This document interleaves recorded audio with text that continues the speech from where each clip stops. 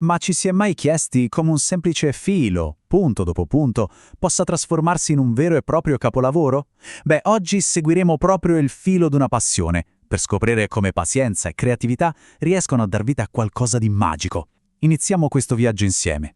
Allora, partiamo da qui, da un dettaglio che è quasi microscopico. Ogni crocetta è messa lì con una precisione incredibile, una accanto all'altra, e la domanda sorge spontanea: ma come si può raggiungere un livello di dettaglio così pazzesco usando solo un ago e un filo? E qui guardate l'uso del colore. Le sfumature creano una profondità, un realismo incredibili. Questa non è solo tecnica, è una sensibilità artistica vera e propria. È quasi come dipingere ma usando il filo.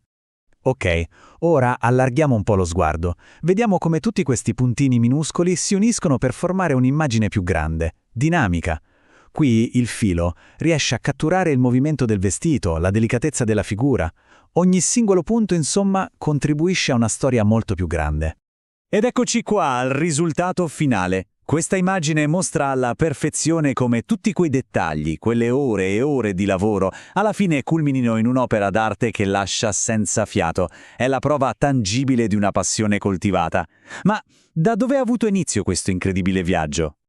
Spesso le passioni più grandi non nascono da un piano preciso, ma arrivano così, per puro caso, quando meno ce l'aspettiamo.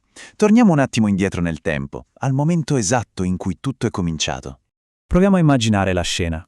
Un vecchio armadio di quelli di una volta, quel profumo rassicurante di lavanda e la scoperta di un piccolo tesoro dimenticato.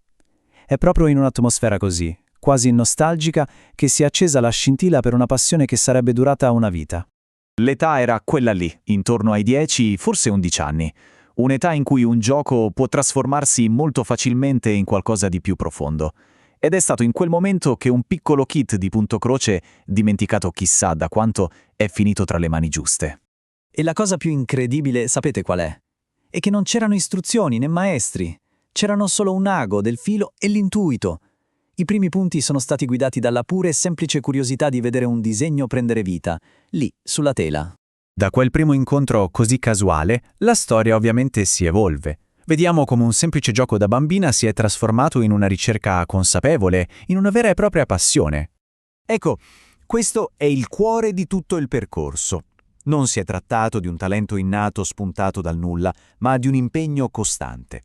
Studiare ogni libro, esplorare i segreti delle più esperte attraverso i tutorial e soprattutto ricamare senza sosta, capendo che ogni errore non è un fallimento, ma solo un'opportunità per fare meglio la volta dopo. Beh, queste due immagini mostrano quell'evoluzione meglio di 1000 parole. A sinistra un lavoro degli inizi, più semplice, a destra un dettaglio di un'opera recente molto più complessa e raffinata. Il contrasto è la prova visiva del percorso fatto e dell'abilità che si è affinata con il tempo. Da quel giorno l'ago non si è più fermato. Non è solo una bella frase, è la pura verità. È la testimonianza di come quella scintilla iniziale non si sia mai spenta, anzi, si è diventata una fiamma costante, una pratica che ha accompagnato una vita intera. Ma ok, dopo aver visto tutta la tecnica e la dedizione, è fondamentale capire il perché. Qual è la filosofia, il motore emotivo che sta dietro a ogni singolo punto? Ecco, il punto cruciale è proprio questo. La perfezione tecnica è un obiettivo, certo, ma non è il fine ultimo. Il vero cuore di quest'arte è il piacere del processo, la gioia pura di vedere qualcosa nascere dalle proprie mani. Il vero scopo del punto croce quindi diventa una fonte di appagamento personale, un momento di pace. Un po' come prendersi cura di queste piante, è un'attività che nutre l'anima. L'essenza di tutto si può riassumere qui. Prima di tutto il divertimento, la libertà di giocare con i colori. Poi il relax, quel ritmo quasi meditativo del lago che attraversa la tela.